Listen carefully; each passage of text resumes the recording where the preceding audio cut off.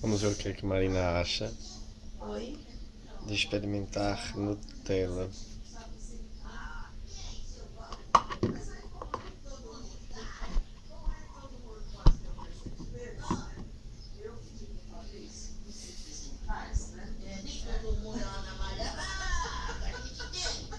Aí eu pedi pro Fabrício ir numa Marina? oficina onde se customiza moto, né? Oficinas que começam lá desde olha lá, você chega lá e fala, eu quero assim, eu quero assim, eu quero assim, eu quero assim. Tu não gostou não, foi Marina?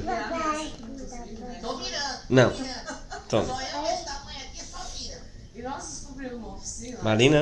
onde trabalha pai e filho. Pode ser legal. Quer conhecer? É, claro. Ó, tá lá. Vai lá, Fabrício. Vai que eu vou levar minha bicicleta.